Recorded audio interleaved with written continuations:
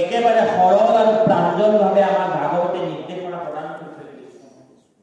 আমি যিমানেই দান ব্ৰত তপ যজ্ঞ হোম আদি সাধন নকৰো কিয়, আমি ঈশ্বৰ প্ৰভুক বিচাৰি যিমানেই কাশী গয়া বৃন্দাবন বদৰিশ্যাম ভ্ৰমণ নকৰো কিয়, আমি যিমানেই আমাৰ পুণ্যৰ নিমিত্তে ধাতু হোম ৰূপ অলংকাৰৰ সামগ্ৰী বিভিন্ন তীৰ্থস্থানত যজ্ঞভূমিত দান নকৰো কিয়, জগতৰ ঈশ্বৰৰ উপাসনাৰ ব্যতিৰেকে আমাক কোনেও মুক্তি আৰু মোক্ষ প্ৰাপ্তিৰ সন্ধান দিব নোৱাৰে।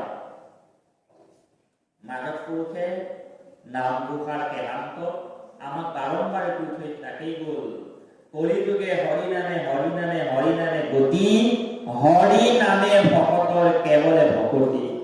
নহয়নে বা? এই হৰিনাম ইমান সহজ, না ইয়াত কোনো বিশাল আয়োজনৰ কথা, না ইয়াত বিস্তৰ টকা চিন্তাৰ কথা, না ইয়াত বিস্তৰ অৰ্থৰ কথা, শ্ৰমৰ কথা।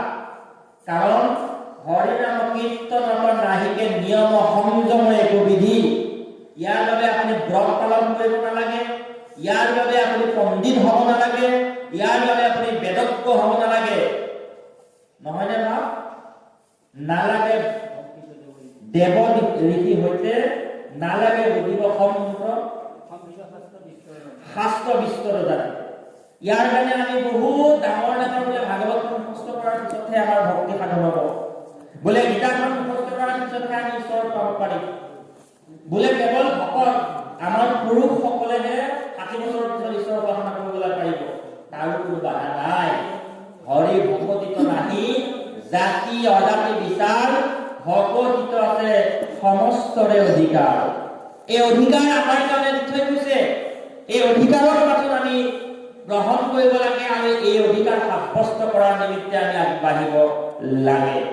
কিন্তু দুৰ্ভাগ্য কথা, আমাৰ বাবে প্ৰাপ্ত অধিকাৰ ভোগ কৰাৰ নিমিত্তে আজি নামঘৰত দৰ্শকৰ সংখ্যা ক্ষীণ।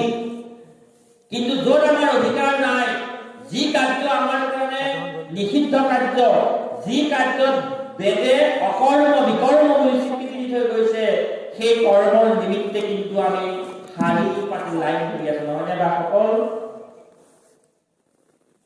ইয়াৰ কাৰণ এটাই যে আমাৰ হৃদয়ত, আমাৰ সমাজ ব্যৱস্থাত আমাৰ মাজত অধিকাংশৰে সুহৃদ বিশ্বাস আৰু সুহৃদ ধাৰণাৰ পৰা আমি আঁতৰত আছো।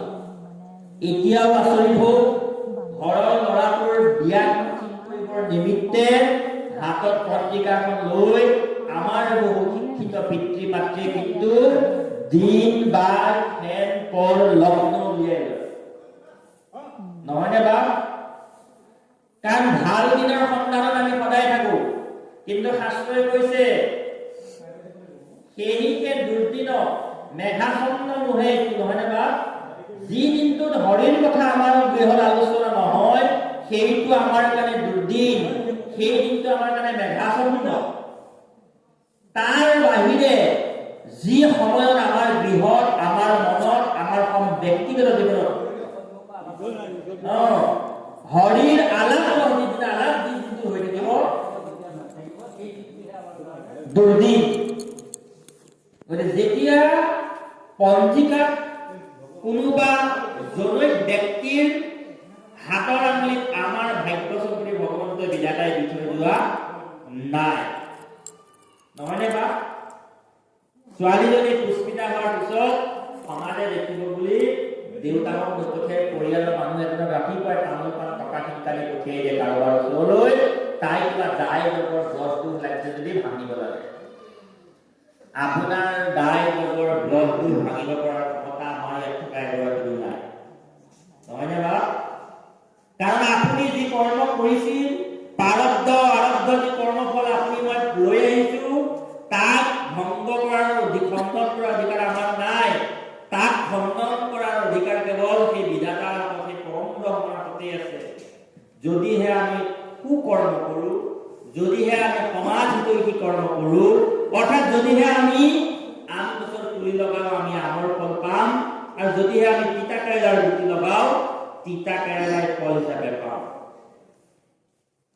সেই নিমিত্তে এই বিশ্বাস আমি কিন্তু আৰ্জিত কৰি ল'ব লাগিব। আৰু এই বিশ্বাস যেতিয়ালৈকে আমি জাগৃত কৰিব নোৱাৰিম তেতিয়ালৈকে এনেকুৱা এৰাতি দুৰাতি 7 ৰাতি 365 দিনেই যদি আমি ভাগৱত পাঠ শুনি আৰু শ্ৰৱণ কীৰ্তন কৰি থাকো ই ফলদায়ক সাগৰ হৈ উঠিব। সেয়ে আইমাসকল শ্ৰদ্ধাৰ পিতৃসকল আপোনালোকে আমাক সেই বিশ্বাসটো জন্মাবৰ নিমিত্তে প্ৰয়াস আৰু প্ৰযত্ন কৰক। সোমবাৰৰ দিনা লঘোণে থাকি গাখীৰ ঢালিলে ঈশ্বৰ প্ৰভু প্ৰসন্ন কেতিয়াও নহয়। সোমবাৰৰ দিনা লঘোণে থাকি গাখীৰ ঢালিলে ঈশ্বৰ প্ৰভু প্ৰসন্ন কেতিয়াও নহয়। সেই গাখীৰৰ গিলাচটো যদি আমি কোনোবা এজন অতিথি কোনোবা এজন আতুৰত থকা কোনোবা এজন দিন দৰিদ্ৰক পান কৰাব পাৰো তেতিয়াহে ঈশ্বৰ প্ৰভু সন্তুষ্ট হ'ব। কাৰণ প্ৰভুৱে কৈছে সৰ্বভতে বৈদ্ধ হোৱাব, প্ৰতিটো জীৱৰ হিদিষ্ঠিত হৈ মই আছো, প্ৰতিটো জীৱৰ শৰীৰত পৰমাত্মাৰ ৰূপে মই বিৰাজ কৰিছো। গতিকে জীৱাত্মা যেতিয়া সন্তুষ্ট হ'ব, জীৱাত্মাক যেতিয়া আমি সেৱা কৰিব পাৰিম, জীৱাত্মাৰ সৈতে আমাৰ শৰীৰটোক মায়াৰে আৱৰি ৰখা পৰমাত্মা তাতেই সন্তুষ্ট হ'ব। সেইকাৰণে কোৱা হয় service of men, service of God, মানৱ সেৱাই ঈশ্বৰ সেৱা। ভাল কামৰ নিমিত্তে ভাল চিন্তাৰ নিমিত্তে আমি কাশী গয়া বৃন্দাবনৰ যোৱাৰ প্ৰয়োজন। ঘৰৰ কাষতে থকা 80-70 বয়সৰ উদ্ধৰ সেই আলৰ সাধাৰণ বৃদ্ধজনেও আমাক জীৱনৰ শিক্ষা দিব পাৰে। এই শিক্ষা ল'বৰ কাৰণে আমাক বিশ্ববিদ্যালয়ৰ ডিগ্ৰী নালাগে, মেডিকেল কলেজ ইঞ্জিনিয়াৰিং কলেজৰ চাৰ্টিফিকেট নালাগে। আমাক মাত্ৰ এটাই বস্তু প্ৰয়োজন, সেয়া হৈছে আমাৰ আগ্ৰহ আৰু ঈশ্বৰৰ প্ৰতি আমাৰ হৃদয়ত প্ৰেম। যেতিয়ালৈকে আমি ঈশ্বৰক প্ৰেম কৰিব নোৱাৰো তেতিয়ালৈকে ঈশ্বৰ প্ৰভুৱে আমাৰ কাষলৈ নাহিব। মানে বা কাৰণ ছোৱালীজনী ভাল পাই থাকিলে নহ'ব, ল'ৰাটোও ভাল পাব লাগিব, তেহে দুয়োটাই হ'ব। নহয়নে বা? আমি এটা সৰু খালি উদাহৰণ উপমাহে আগবঢ়াইছো। প্ৰেম সদায় পাৰস্পৰিক হ'ব লাগিব। ঈশ্বৰ প্ৰভুৱে 2 হাত মেলি আমাৰ কাৰণে ৰাস্তা মুকলি কৰি ৰাখিছে। নামঘৰৰ যি নিৰ্মাণ শৈলী আমি যদি বিশ্লেষণ কৰি চাওঁ, আপোনালোকে চাওক যে পৃথিৱীৰ অন্যান্য ধৰ্মীয় উপাসনা গৃহবোৰ সকলোবোৰ আবৃত হৈ থাকে। নহয়নে বা? মানে চাৰিওফালটো তাত বেৰাৰে আবৃত হৈ থাকে। প্ৰতিটো ধৰ্মীয় উপাসনা গৃহ আপোনালোকে মনলৈ আনি চাওকচোন। কিন্তু মহাপুৰুষ শ্ৰীমন্ত শংকৰদেৱে যি নামঘৰ প্ৰতিষ্ঠা কৰিলে, নামঘৰৰ তিনিওফাল মুকলি। সেইকাৰণে কামপুৰ নিলাম খাই এই ৱাল কেইখন 3 ফুটৰ পৰা ওপৰলৈ দিব নোৱাৰিলে। সিমান আমাৰ নামঘৰৰ যে কাষৰ ৱাল কেইখন বেৰ কেইখন ইয়াতকে আৰু ওখ নহয়, কাৰণ আমাৰ ধৰ্মীয় ব্যৱস্থাটো সকলোৰে কাৰণে মুকলি। ইয়াত আবুল নাই, ইয়াত বাধ্যবাধকতা নাই, ইয়ালৈ আহিবলৈ কাৰো যোগ্যতা বা কোৱালিফিকেশ্যন নালাগে। অপেন ফৰ অল, সকলোৰে বাবে মুকলি। সেয়ে আমাৰ নামঘৰৰ তিনিওফাল উন্মুক্ত হৈ থাকে, যাতে সকলোৱে ইয়াৰ অংশীদাৰ হ'ব পাৰে আৰু নামঘৰলৈ আহি সকলোৱে ঈশ্বৰ প্ৰভুৰ কীৰ্তন কৰিব পাৰে। এই ঈশ্বৰ প্ৰভুৰ জোখানি চৰণত যোৱাৰ নিমিত্তে কলিৰ সমান নৰ সমাজৰ আৰু কলিৰ নৰ সমাজৰ দৰে ভাগ্যৰ কেও নাই। দেৱতায়ো বাঞ্ছনা কৰে দুৰ্লভ্য মনুষ্য জন্ম ক'ত বাঞ্ছা কৰে? কলিকালত। কাৰণ মাধৱপুৰুষে কৈ থৈ গৈছে ধন্য ধন্য কলিকাল, ধন্য ধন্য ভাৰতবৰ্ষ, ধন্য ধন্য মনুষ্য জীৱন। আমি 3টা ধন্যৰ অধিকাৰী হৈ আছো। প্ৰথম ধন্য 84 লক্ষ জীৱন পাৰ কৰি আমি মনুষ্য জীৱন পাইছো। এইটো প্ৰথম আমাৰ জীৱনৰ সৌভাগ্য। আমাৰ দ্বিতীয় সৌভাগ্য আমি কলি যুগত মনুষ্য জন্ম পাইছো, যি যুগত সকলো জাতি একাকাৰ কৰি এখন সাম্যবাদী সমাজ বিকাশ প্ৰতিষ্ঠা কৰিছে। আৰু আমাৰ তৃতীয় সৌভাগ্য আমি ধন্যভাৱে ভাৰতবৰ্ষত জন্মগ্ৰহণ কৰা সৌভাগ্য পাইছো। যি ভাৰতবৰ্ষত প্ৰথম জীৱন সৃষ্টি হৈছিল, টানি আনি আছো জোৰ জবৰদস্তি কৰি টানি আনি এই কথা যদি কাৰোবাৰ আগত ক'বলৈ যোৱা যায়, আমাক গুৰুতাই উত্তৰ দিয়ে বিশ্বাসে নিলয় কৰি। যদি বিশ্বাস কৰোঁ আমি তেতিয়াই পাম। নহয় বা? গতিকে মই এই কাম কৰি ভাল পাইছো, মই সেইটোৱে কৰিম। কাৰো কামত বাধা দিয়া অধিকাৰ আমাৰ নাই। কিন্তু আমাৰ দায়িত্ব আছে মোৰ লগতে মোৰ চৌপাশ, মোৰ চাৰিওকাষে থকা সকলোকে একেলগে লৈ আগুৱাই যোৱাৰ। কাৰণ আমাৰ ইয়াত একলা চলি নাই, অকলে গৈ নাই, অকলে পন্থী হোৱাৰ নীতি নাই, অকলে জীৱন পঢ়াবৰ কাৰণে আমাৰ গুৰুজনে নীতি আদৰ্শ দিয়া নাই। গুৰুজনে উপায় হৰি হৰিক বুলি সমস্ত মানৱ জাতিক একত্ৰিত কৰি সকলোকে একেলগে আগবাঢ়ি যোৱাৰ কাৰণে আমাক নীতি আৰু আদৰ্শ দেখুৱাই গৈছে। যিহেতু আমি সেইজন গুৰু দেখিছো, সেইজন গুৰুৰ আদৰ্শকে সেইজন গুৰুৰ বাক্যলৈ নিজেলৈ আগুৱাই যাব লাগিব। সকলোকে ৰাম ৰহিম ৰংগীৰা বনোৱাৰ ঘৰ, সকলোৱে আদি মানি সমন্বয়ৰ ঘৰ, ভিন্ন জাতি ভিন্ন ধৰ্ম ভিন্ন আমাৰ দেশ, চিকুণ মাদল বেপাৰ কোৰেৰে কুলীয়া সঙ্গীত। গতিকে সকলোকে লৈ সকলোকে হাতে হাতে ধৰি আগুৱাই যাব লাগিব। আৰু কলিযুগত আমাক এটাই মানুহ লগাই দিছে, সত্য যুগে জ্ঞান, ত্ৰেতা যুগে সত্য, দ্বাপৰ যুগত পূজা, কলিত হৰিৰ কীৰ্তনৰ বিনাই আমৰ নাহিকে পূজা। গতিকে কেৱল ঈশ্বৰ প্ৰভুক উপাসনাৰ বাহিৰে ঈশ্বৰ প্ৰভুক উপাসনাৰ দেখে যদি আমাৰ অন্যান্য কাৰ্য সাধন কৰোঁ, তেতিয়াহ'লে আমাৰ বিলাই কি হ'ব? তাকো শাস্ত্ৰই কৈছে, কি কৈছে? কলিত হৰিৰ কীৰ্তন এৰিয়া অন্য পথে চাহে গতি, যেন কুলগুৰু নিজৰ স্বামীকে দি ভজে গয়া উপকৃতি।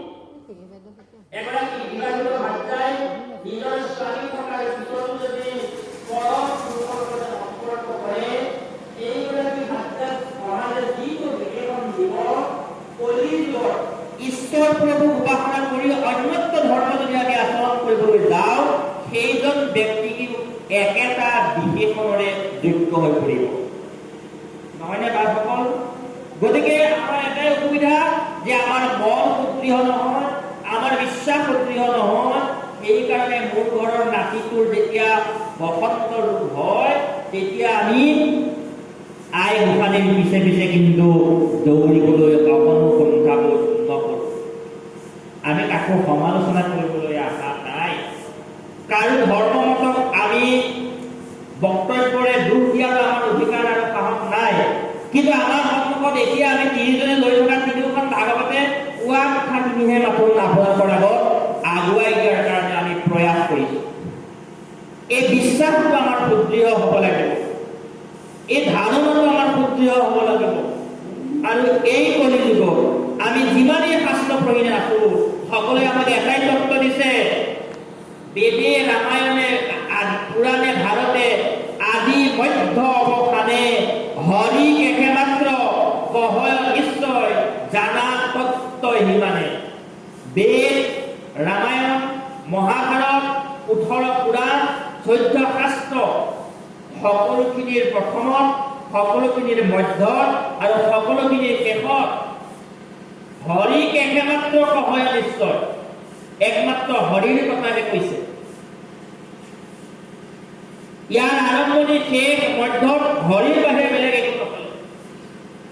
আৰু আমাৰ দৰে পৰিশ্ৰমী এই তত্ত্ব উপলব্ধি কৰিবৰ বাবে আমাক উপদেশ দিছে। আৰু কামপুৰ জিলা শাখাই ইয়াতে ভাগৱত পাতিছে, কেৱল বৈকুণ্ঠত এখন শৰাই আগবঢ়াই প্ৰসাদ কেইটা খাবৰ বাবে নহয়, নহয় বা একেলগে ইয়াতে প্ৰীতিভোজ খাবৰ বাবে নহয়। ইয়াৰ উদ্দেশ্য এটাই যে আমি যদি এটা অনুষ্ঠান কৰি দুজন নতুন গুৰুজনাৰ সেৱক সৃষ্টি কৰিব পাৰোঁ, আমি যদি এটা অনুষ্ঠানৰ দ্বাৰা তিনিজন নতুন সেৱক সৃষ্টি কৰিব পাৰোঁ, তেতিয়াহে কামপুৰ জিলা শাখাই যি মহান চিন্তা আৰু পবিত্ৰ ঈশ্বৰে অনুষ্ঠান আয়োজন কৰিছে সেয়া সাৰ্থক হ'ব। জিলা শাখাই সপোন দেখিছে, আমি জিলাৰ সংগী আৰু সভ্যসকলে সেই সপোনক সাকাৰ ৰূপ দিব লাগিব। তাৰ নিমিত্তে আমি আপোনাৰ সকলোৱে মাথোঁ আবেদন আৰু প্ৰাৰ্থনা জনাইছোঁ।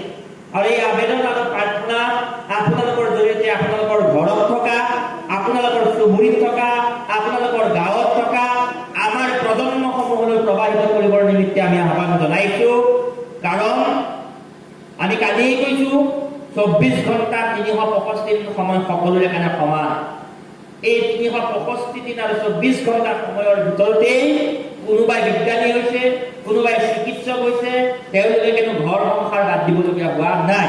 গতিকে 24 ঘণ্টাৰ সময়ৰ ভিতৰতে আমিও সেৱক হোৱা হওক, ঘৰ সংসাৰ বাদ দিব নালাগে, আমাৰ ব্যক্তিগত জীৱনৰ কৰ্তব্যবোৰ আমি বিচলিত হ'ব নালাগে, কেৱল সেৱক হোৱাৰ নিমিত্তে আখৰা কৰোৱা হওক। আহকচোন পাঠক বাকসকলে আমাক এতিয়া আকৌ কিনো শুনাই সকলোৱে শুনো। কৃষ্ণ।